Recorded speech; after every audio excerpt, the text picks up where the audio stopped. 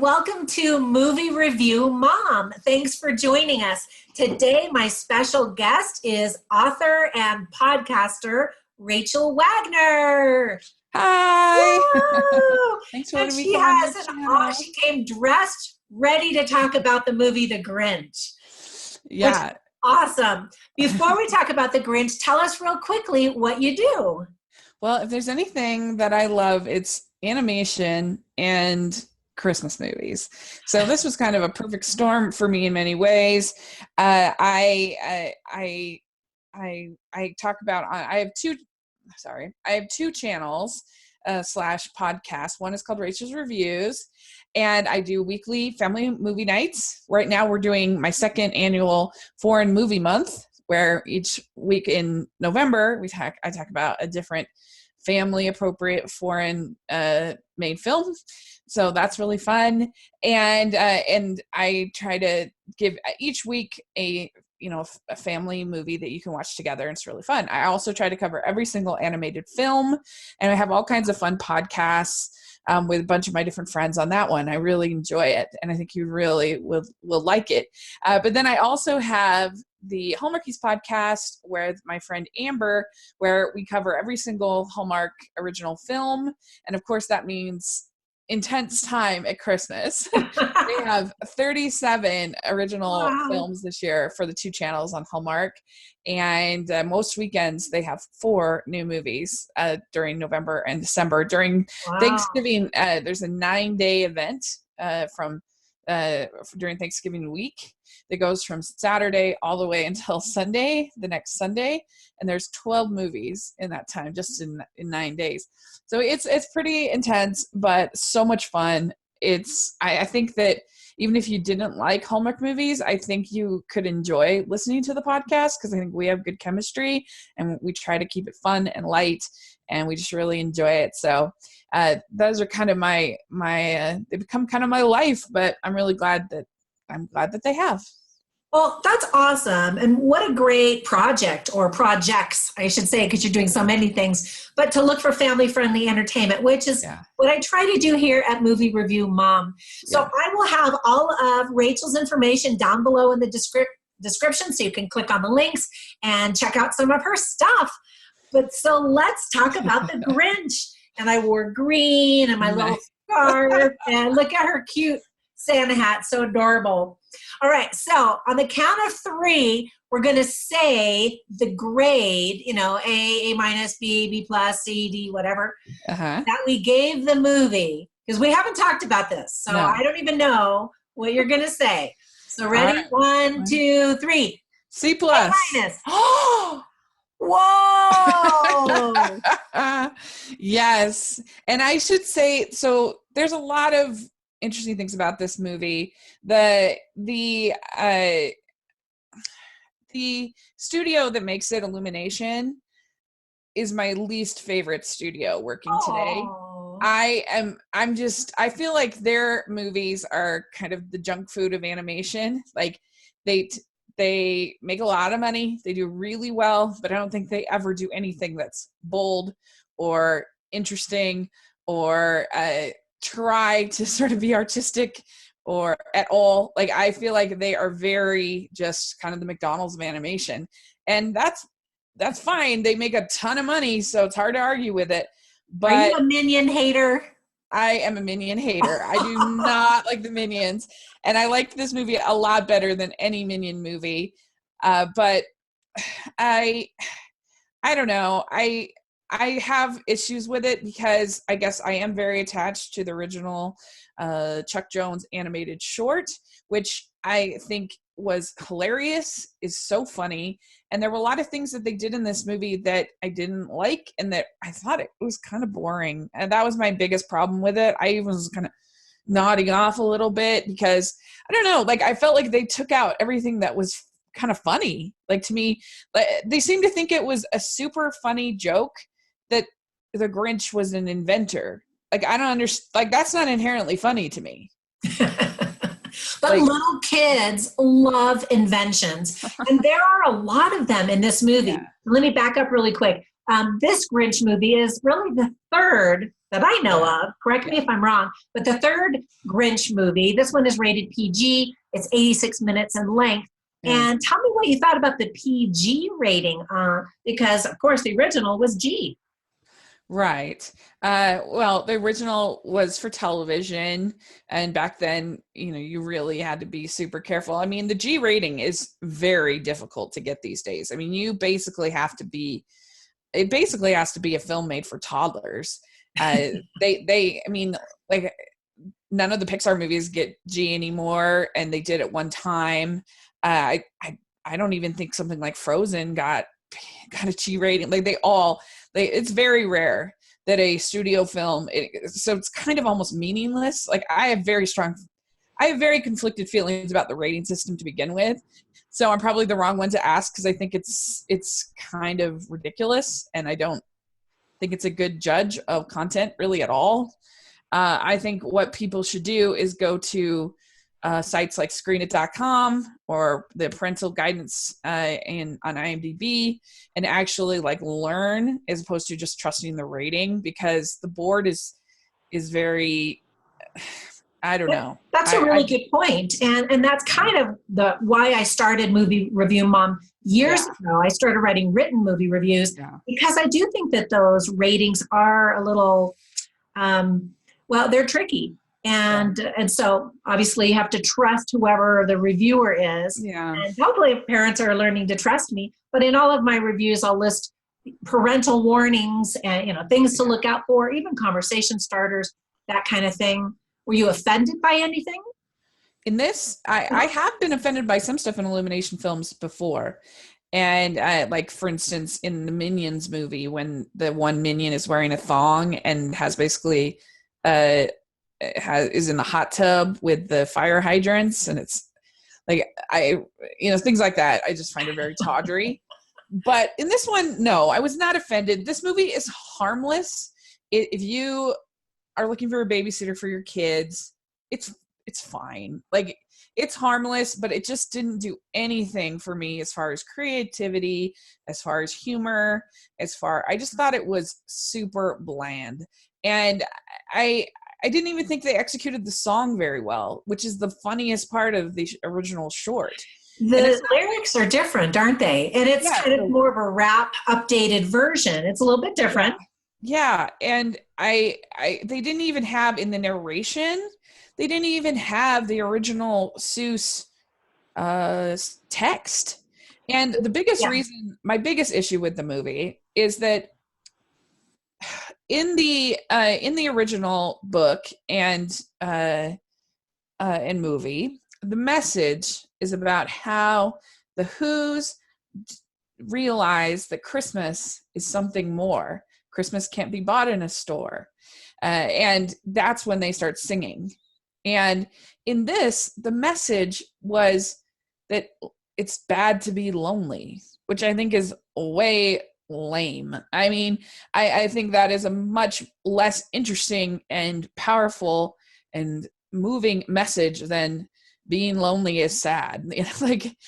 I don't know. So that was my biggest problem. I think some very sweet messages were when Cindy Lou, who is sad, because she suspects that it's the Grinch, he tells everybody it's him that did it, but later on. Anyway, so she's sad, and the mom says, he didn't steal Christmas, he stole stuff.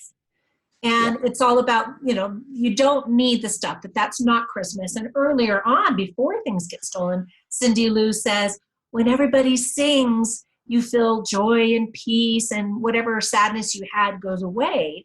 And so it's kind of like the town is more enlightened before that event than after, which probably in the first movie, like you said, they come to realize the importance of the love and all of that. But one thing that's different I found in this movie was in the first one, it was Christmas more of as a generic type of a holiday. And in this movie, I was kind of surprised that little Whoville choir that kind of chased the Grinch around was actually singing songs about Jesus Christ, Christmas carols about the Savior of the world. Traditional carols. Christians, I think, will be very happy to see that part of it. The thing I was going to say though about the difference between this and the Lorax was that I actually felt like that movie, the change they made was like destructive and like it really angered me. That's not the case here. Like, I just feel like they picked a more tepid message, but it's not anything that I feel like was actually like, I don't know. It's just different. So that's why I was bringing that whole thing up. And you make a good point. I thought it was kind of strange that I felt like there was going to be more of a payoff with her wish for her mother. Because I even kind of wondered, are they setting this up as some kind of a romance with the Grinch? The way that it was all kind of building, I was like, what? But she doesn't really get an answer to her wish. Like, her mom's situation doesn't change. And I don't know. I thought that was, I thought we were going to get a little bit more of a payoff with that. That's a really good point. Right. Or something. This is a new little storyline that they added about a single working mom, and she's got a lot on her plate. And so her daughter, Cindy Lou, who goes to great lengths to try to get a special wish for her mom. But you're right. There wasn't a payout other than they kind of all had dinner at the end. Yeah. And the whole thing about in the original story is that the Grinch is irritated by the fact that they're playing all these musical instruments. He's like, oh, that noise. If it's one thing I can't stand, it's all the noise. And that's why he decides to do this thing with Christmas. And in this, he's just kind of a terrible person, like it's not, it's like, I feel like almost anyone can relate to if the next door neighbor is playing super loud music, you would get irritated and want to steal their Christmas probably after a while. And so I don't know, like, I also think it's so bizarre in these movies. Why on earth do you pick Benedict Cumberbatch? And this is true with many studios. If you're going to have him change his voice, like, what's the point? I thought the same thing. I expected a deeper voice, a more mean one, Mr. Grinch type of a voice. And so I was surprised that it was so elevated. Yeah. Well, I mean, in the original, the narrator has a British accent, so I don't understand why you couldn't just have him speak his voice. Like, that's why you hired him. You didn't hire him to like make up this weird voice. But I mean, that's nitpicking. It was fine.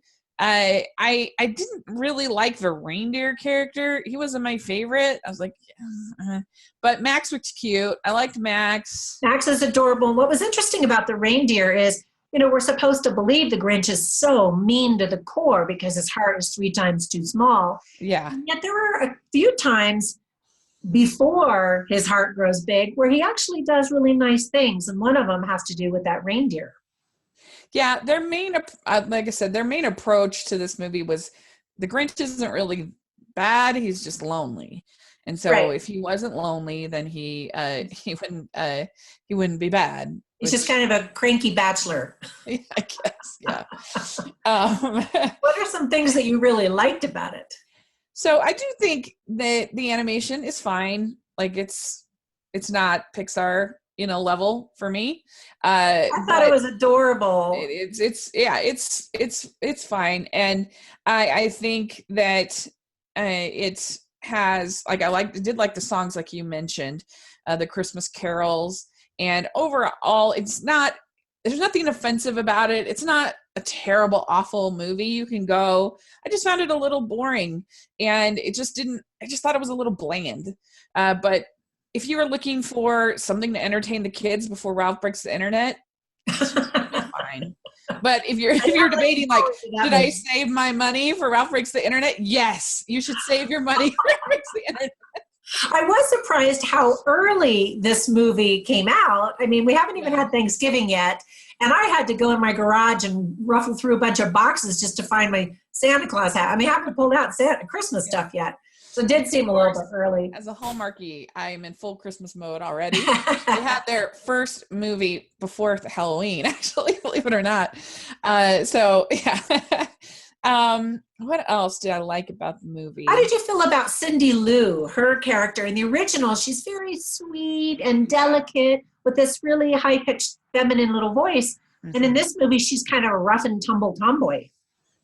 Yeah, I mean, it's just hard in these movies to take a 15-page book, right, and make it into a feature film. Like, I think their spot is best as a short. It just makes the most sense because you kind of have to add all the story. And like I said, they certainly did better with that than in the Lorax. But and like the Cat in the Hat or something atrocious like that. But yeah, it was fine. I didn't hate it. I didn't love it. It was fine. Well, it's cute enough. A modernized version. Not that there was anything wrong with the original, because I grew up watching that and loved it. Yeah, some people loved the Jim Carrey version. Some people absolutely hated it. And I'm not a big fan. I hate those pig noses. Yeah, that's true. Also, the other problem I have with the Jim Carrey one is that everybody is a jerk. The Who's are supposed to be nice. Yeah. And at least they got that right here. The Who's are supposed to be so nice. And they are in this movie. Yeah, they got that right here. They're very sweet and friendly and neighborly. Yeah. And I don't like it as much as I think the best movie that Illumination has made is probably Sing. And that's probably partly because I'm a huge music fan. And there's some great singing in that movie. Yeah, there is. Really appropriate name. But I think even though I'm kind of lukewarm on it, it's probably my second favorite. This one? It's not my favorite studio. And you gave it a C+. And I gave it a C+. Oh my goodness. It's very colorful. It's very magical. Yeah. When the scene first opens and you see Whoville and all the fun little slides to get to work, all the little details, I just immediately wanted to move there. It just seemed like a happy, fun place, and everybody's cheerful and friendly, and I liked that. And I love movies that have little gags that run through, like the screaming goat was hilarious. That's always a crowd pleaser, right? And even at the very beginning, they have these birds that are flying that are just kind of magical. And then later they're skiing down the mountain. And I'm like, I want to go there. Yeah, so that's true. The world building was pretty decent. Yeah. Overall, like I said, if you need a babysitter for your kids, you could do way worse. I just found it kind of bland and kind of boring. But it probably wasn't made for me, so that's fine. Maybe I'm the Grinch of this recording, but I don't know. I feel like something like Frozen or Zootopia or Ralph Breaks the Internet or Inside Out, or just these movies are so much more bold and so much more ambitious and really challenge kids, really get them thinking, and yet they still are funny and they still entertain people. And I feel like even Blue Sky has been able to sort of transcend this sort of junk food animation thing that Illumination has, where like movies like their Peanuts movie, like, yes, it was super entertaining for kids, but it had moments of heart. It had interesting animation. It had things that I thought made it excellent. And I don't know if that makes sense, but for me, this was just kind of like, if you're watching something, if you're looking for something for Christmas on a Saturday morning or whatever, and this comes on, it's fine. But I just think it's worth a C+. I think it's slightly above average. Okay. And, well, I enjoyed it. And if you're a parent and you have little kids, if they haven't seen the original, or even if they have, I think that they'll enjoy this. So be sure and subscribe to Movie Review Mom. Be sure and like it and comment. We want to hear what your thoughts. Obviously, you can get a wide variety of votes on this movie. So we'd love to hear what you think. And I also don't have kids, so what the heck do I know? I have no idea what kids will like. So I just know what I like and don't like. So well, and I wanted to know what you like. So thank you, Rachel Wagner, for joining us. And by the way, look down on that description for more information about her projects, her podcasts, all that kind of stuff. Until next time, Merry Christmas. Merry Christmas. Bye.